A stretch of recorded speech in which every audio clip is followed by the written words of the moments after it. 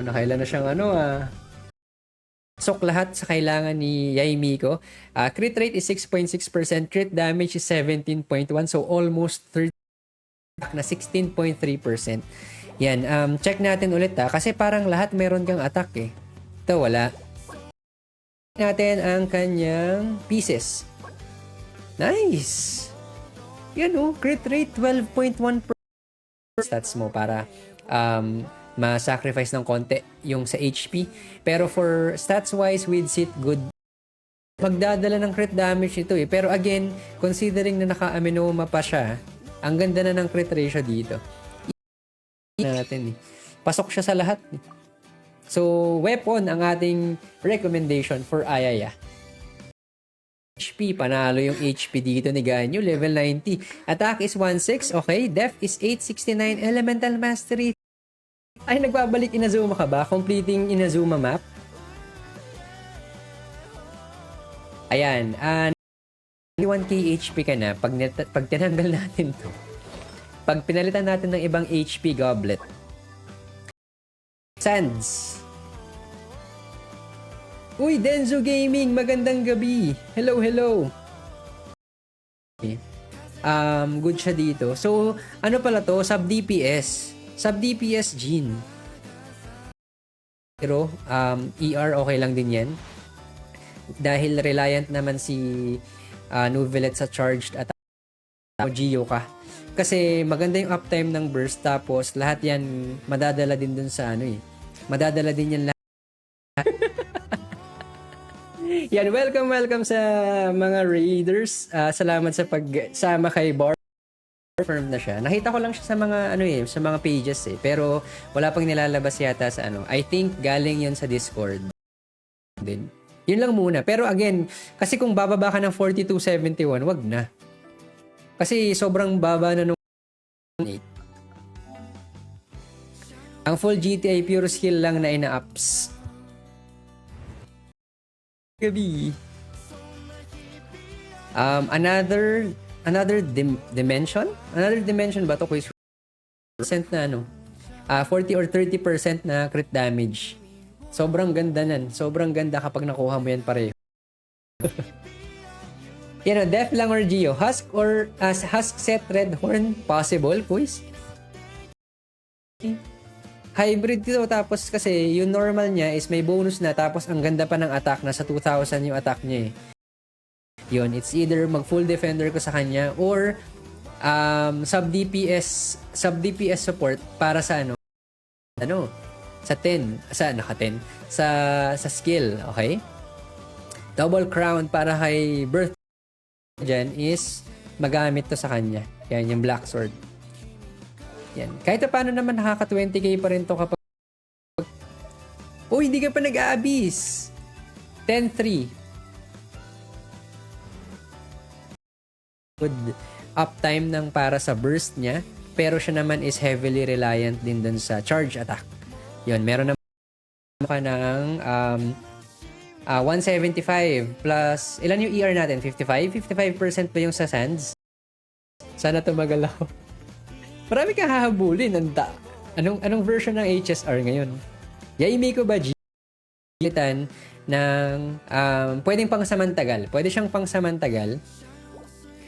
Same as yung circlet. If you have better stats than this one, then I would recommend you to change your cryo goblet. Off-piece cryo goblet damage lang naman.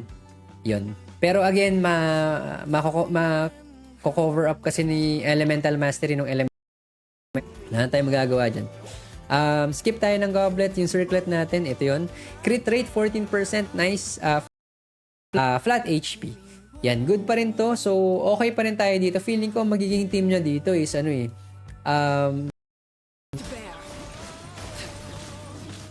ay, ano pala yun? Kaya ka pwede rin eh. But at least meron ka ng healer doon. Unli burst, unli plunge. Ang hirap. UL45 na ako sa Europe. Sa C, UL38. Hirap mag-build. Pero mas mahirap.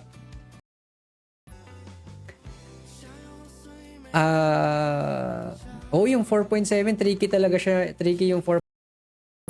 Pangalan nito. for sharing your Noel. Concentration nito is napakaganda, tapos ER pa kasama. Yung def, wala na yun. Okay na yan. Yun lang. Yun lang yung sa akin, quiz. Yun. Pero overall, quiz, panalo. Ang ganda ng balance ng Zhongli mo. Hindi ka talo sa... Hindi ka...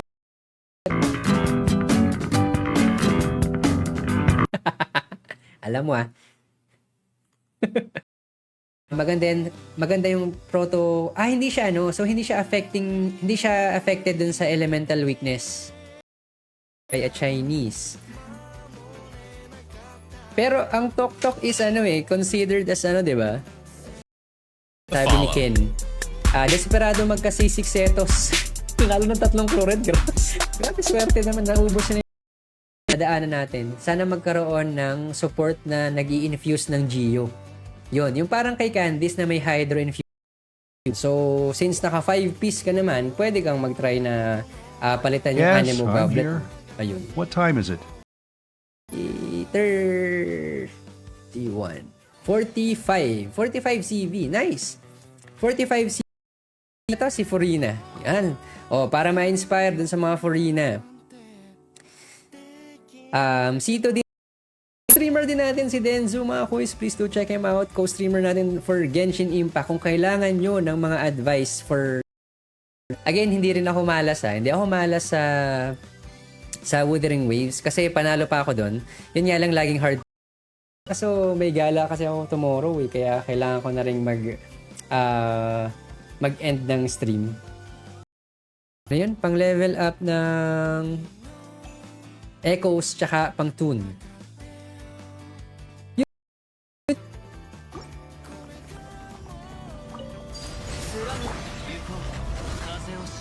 Na dahil yung energy kasi is kinukonsume lang din naman ng Shimenawa. So tapos yung burst niya is hindi naman talaga physical natin siya. Yan, check natin overall stats. Okay. Kung do you mean konting difference? Meron ka bang attack percent? Kasi kung attack percent, medyo mararamdaman mo yung difference dyan. Mas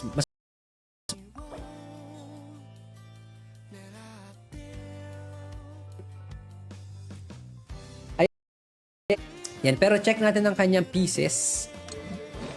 60 to 70. Ayun, meron natin check ko lang ulit kung bakit walang sound.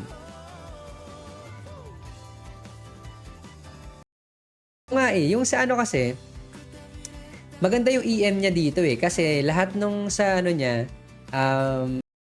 it's either ito okay to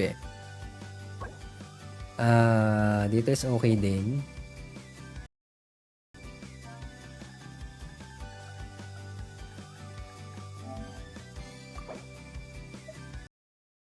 Yung 4-piece set bonus baka mas maganda pa rin yung 300 plus na Elemental Mastery.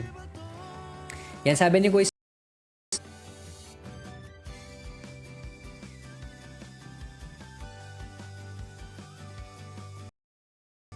plus 36 pa yan diba? 36 yan, no?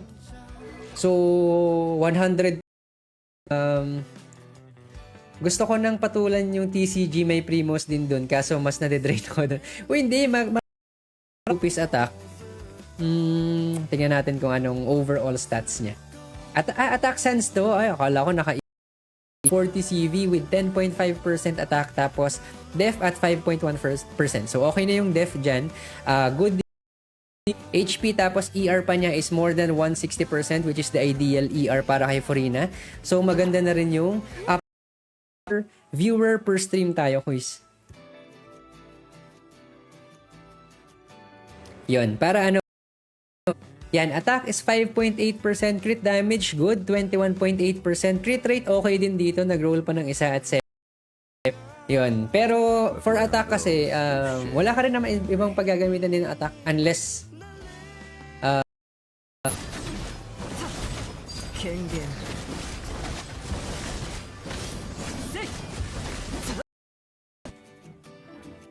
so, attack lang din.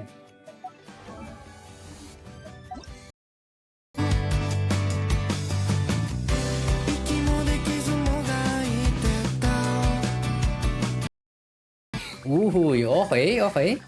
Max HP is 34k, attack is 11, def 807, tapos may C6R1. Let's go. Check natin yung overall stats.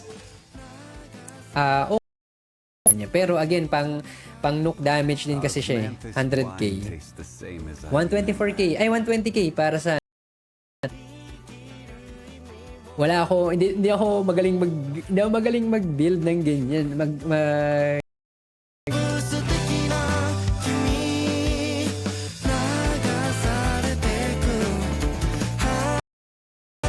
8214 784 91. 5 piece pala to. Nice, 5 piece. Grabe ko naman. Goblet. Yan, Anemo Goblet. Okay. 11.7% crit damage. Sa akin kasi EM Sans, Electro Damage Goblet, tsaka Crit Rate Circlet. Sa kanya kasi ano eh, ang sa kanya ko, bumuo kasi ng set, ng artifact set yung ibang characters niya, tapos naiwan yung ibang ganito na pwedeng pang off-piece. Tapos niya yung Miko. Elemental damage, kahit random, kahit saan mapapunta kasi yung sa random na bonus ng Widsit, pasok kayo. Rate, panalo na yung substats mo dito. Panalo yung crit damage mo talaga, tsaka yung ER. Ang recommendation natin is yung pakinabang dyan. But, yung crit ratio is maganda. Almost 40% CV para sa flower. Nice. Sayang yung sa flat def eh. Pero okay pa rin. Okay pa rin. Maganda pa rin yung ano eh. Maganda yung tatlong subs. Kasi naglalaro talaga ako ng Wednesday ng WUWA. Yung Thursday, HSR, sige, itry natin. Pero natapos ko na yung tutorial sa wakas. Okay, pwede tayong mamili ng game na pwede nating i-stream. Tapos, balik tayo sa Genshin. Especially, from Guru. Kaya, madadala pa rin siya. So, ayoko ma-stress dun ako sa chill. Naiyak naman ako na mahirap R1 Wolf's Gravestone. Okay. Nice. Crit damage value 27.2%. Maganda. Crit rate 3.9%. Pasok pa rin. So decent. Pag hindi binigay, quit alt. Ganon. Quit alt. Nasa 35 around. Average natin 35. 40k dun sa burst. Yung per bulk. Next would be La Señora. La Señora. Nandito ka pa ba, Señora? Check natin. Bahala yan si Setos. Yan, wait, can I change? Sabi ni, nag-confirm naman. So, sub-DPS healer tong Jean niya. So, good siya for Anemo. Good ka na, wag ka lang mag-burst. Ayun nga, pag hindi ka, kailangan mo kasing magano ng burst eh. 8.2%, crit damage is 19.4%. So this one is 16.4. Ganda. So tamang farming sa scam box. Tingnan natin yung circlet. Hindi ba to pwede? Ay hindi, wag to. Yung attack sana. Okay lang. Medyo kahit ngayon kahit ba papatagalin niya dito yun, no? Tapos auto pa siya, auto target yung sinabi niya dati, di ba? Kaya hindi 175.9 okay pa rin dito. I think may-make up pa rin ng elemental mastery, extra damage niya. May support pa si Raiden dun.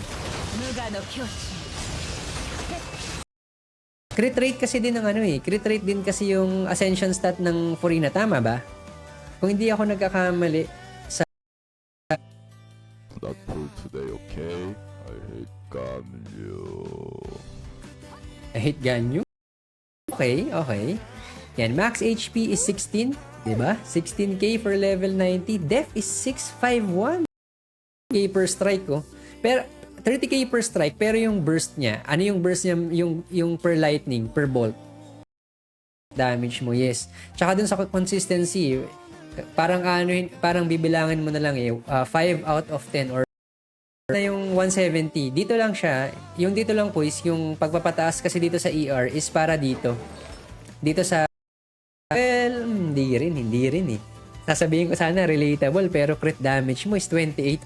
Tapos yung kasama niyan 30.2 CV tapos flat HP and then flat attack. Nag-roll lang isa sa HP, sayang. If napunta to sa crit rate, pwede me 144. Yan o, 29.5. Tapos mo ang magiging difference ng damage nila between Hydro and then yung HP. Gusto ko ding malaman para at least alam natin kung yung i-expect natin na number of for yung stats. Again, pakita natin ulit. Ito ay 31.8k HP tapos crit rate.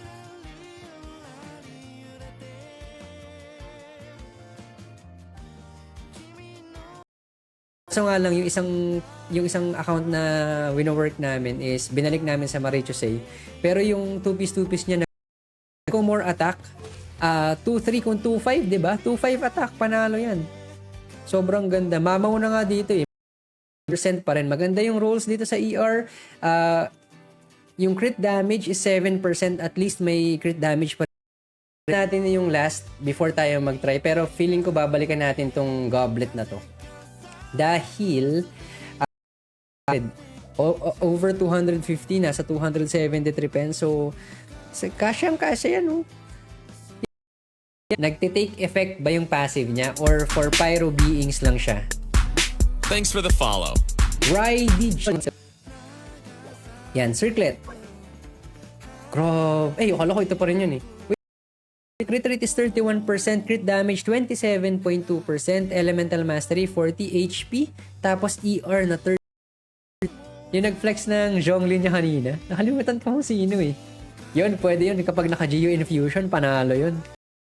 Lurking Spec, magandang gabi sa'yo. Pwede ka doon. Pwede kang magpunta sa settings. Meron tayong HP at 5.3%. So, good pa rin naman yan. Nice. Check natin ang dito. Kahit flat, kahit zero yung total ER niya. I mean, zero yung ER niya from the artifacts. Boom! Okay. Crit rate is 84.1%. Nice. Crit damage dito is 130.8. I think point attack. Yan, magandang pyro goblet. Kung naging yan. Ang maganda kasi dito, wag kayong mag-skip ng double drops ngayon dahil dun sa tacit field makakuha tayo nung pang-improve. Grabe dito. Okay, panalo yung crit rate dito. Ang ganda ng value dito ng crit rate.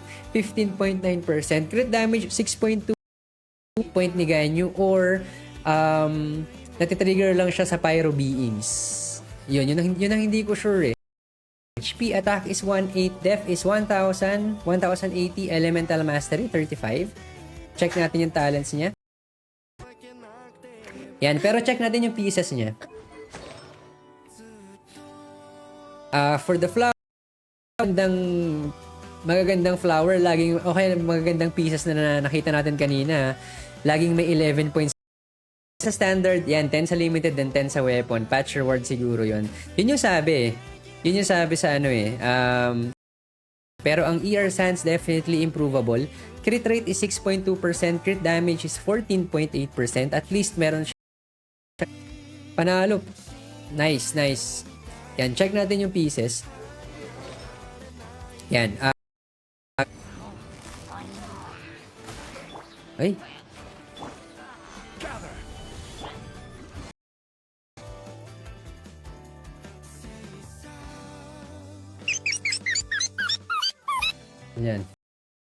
Yan, check natin ang kanyang flower. Boom! At tapos, may siya naka ba? Wala. So, may chichika eh. Naka-showcase yung chalit ako ng konti. Uy! Nga pala, dun sa mga let passers natin, ewan ko kung sabay-sabay. Kung naka-C1 to, malamang sa malamang. Naka-weapon yan. C1R1 para kay Nubilet. Let's transform this empty Uy, room Zay, into a thank you for functional lurking. house. After living in the street for years, Tapos, flat HP. Nice! Ganda ng plume. Yan, attack sands. Kung ano yung sa, kung burst ano to eh. Meatball Zhongli. 400 plus days na ata walang rerun si Shanghai. Grabe, lulubog na rin si Shanghai. Wala na. Go lang. G tayo sa pagpapalit ng ID. Para sa ER, pwede rin siguro tong Skyward Atlas. F2P, di ba? Para sa standard. Decent CV, 31.8 CV. Tapos ER, okay. Emily na tayo all the way. May ipon na ba tayo? Mas safe kung Gmail. Damage ka din. Damage focused. Zhongli Archon. Nice! Nice, panalo. 82% crit rate tapos 234 crit damage. Baka daw baka daw mag-skin ka na. Red Dead of Night at KFC Wing Glider na lang kulang talaga akong pampalit na hydro goblet. Dalawa yan. Wala akong pang hydro goblet na una pa lang. Let's go!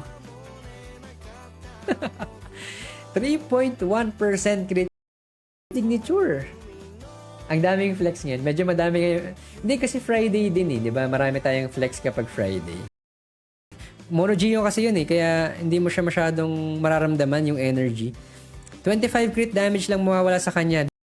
Hindi ba yan flex? Grabe ka naman. O, check natin ang next stream pa rin. Matapos na rin tayo, JN Juniors. Di ko tanda, more or less, 50 to 60, nice! Crit damage mo, ito yung pwede nating improve. ER mo naman is 125%, well, good na rin to.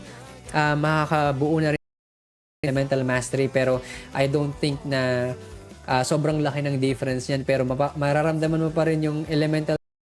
Check natin ang kanyang goblet. Pyro, nice! Okay. Crit rate 9.3%, crit damage. Purina. Sige, guys. Ipila natin ang yung flex. Wawawin eh. Kapag nagka-effect ang pyro, yung mobs nakakaabot ng naka-vape yung boom! Uy! Yan ang mga flex ulit! Grabe. Kang attack percent, which is yun yung nakapag-ambag dito sa almost 2k attack mo. Ayun. Circlet. Boom! Grabe, ang ganda ng mo.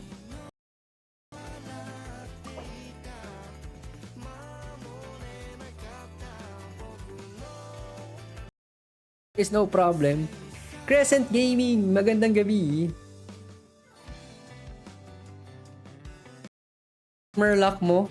So far sa aking account ay sakto lang. Hindi ako masyadong swerteng naka 2.5 ka na. Grabe, galit na galit sa Galit na galit. Nagamit mo na ba ito sa Abyss? Uy, Zion, magandang 235 yung CV ni Jods. Tapos, flat HP, nag-roll lang isa and then flat attack. So, good. Ganon katagal yung cooldown. Tapos, since C1 ka na, I think meron ka pang Furina. Kaya ka pero kung nice, 73.8 tapos crit damage niya is 222.9. Pasok. Yan, magandang crit rate. Ingat kayo sa biyahe tsaka sa mga magbabiyahe pa uwi. Raid natin si Shu. Sa mga makasama sa stream, thank you. Nun. Yan, Hydro Goblet EM54. Okay. 0.2% crit rate. Crit damage is 20.2%. So, this will be 32 HP and def. Ang gaganda ng roll sa HP and def, 14% tsaka 10%. Yung ER, buti na lang ang support mo. Yung isang support, kahit siguro na lang, mababuff ka sa def. So, go for Geo Goblet. Elemental Mastery siya. Sobrang ganda niyan. Sobrang ganda talaga niyan. Kaya, ito, sayang kasi ito Kunyari, natin siya ng at least 2,000. Tapos, I think dito na lang. Kasi dito, grabe naka-hydro goblet pa siya dyan. Tapos, pasok ang crit rate, 66, bawas tayo ng kahit 15% eh. Pero, kung ano yung papalitan natin dito, keep natin to, tsaka this one is 7.8, 33.5 CV with ER 5.2%, tapos, uhuy. Ano to? Sinadyang hindi i-triple crown, pero okay pa rin naman siya. Good pa rin yan. Yung kapag na-deads tong dalawa, hindi ka makakadiretso. Kailangan mo silang iwasan din. Ayan o.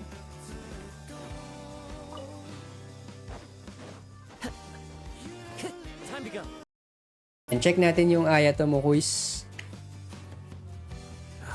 Yung full golden troop ay pure skill lang. 151.8. Okay. Pero good ang crit ratio niya. Crit ratio is good considering Zhongli. Tingnan natin ang kanyang Zhongli. Pinagtripan. Yan, check natin. Wala pa si Luwei. Balikan natin si Luwei kung wala siya. Ayoko kasing mag-review ng wala siya dahil yan. Uy, sige quiz. Dennis, ipila natin yan. Pero manonood muna tayo ng mga video. Please do check her out sa Facebook. Yan, Facebook and Twitch. Di ka abot bukas, don't worry. Hindi malaking ipon, okay lang yan. Meron pa naman tayong ilang days pa. 3 Ang ganda, tapos crit ratio, kaya umabot siya na crit rate ang Ascension ni Xiao. Ano? Aya to, sige. Echoes. Nice! Okay, crit damage is 26.4%, attack 5.8%.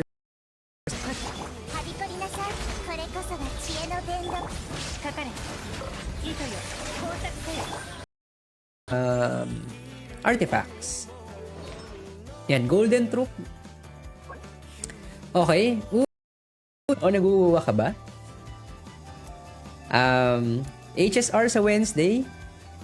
Hindi, wuwa sa Wednesday. Oh, nice. 66.4%, 144% crit damage. ER is 175.9%. Then, kung makakuha ka ng ideal goblet dito, crit ratio na magandang rolls or crit ratio na meron kang yun, good si Furina sa kanya. Lalo na kung naka C6 ka sa kanya, C6 Guru, pwede ka kasi sa kanya na palitan ng RT set ng Miko para maging Gilded Dreams for kapag naka-Gilded Dreams kasi siya, yan, check natin ang kanyang off-piece.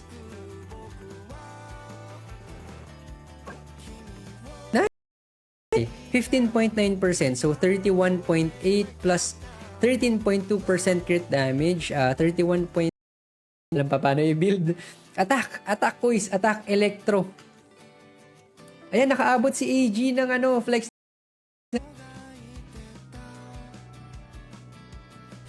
Unless wala ka talagang circlets, nothing. Pero totoo, walang sound. Asan na yan? Healers. Ano pa? Sub DPS healer support. Okay, HP pa to eh. Attack 1-3. Uy, wait lang. Okay. 2 ang magiging schedule kasi natin starting next week ay ang magiging schedule natin ay sa mga kailangan natin, yung mga critical stats for Furina, pasok lahat. Magandang crit rate, napakaganda ng consistency dito. With attack 9.9%, good pa rin dito yung dalawa, at least nag-roll pa ng tig-isa dito. Crit rate is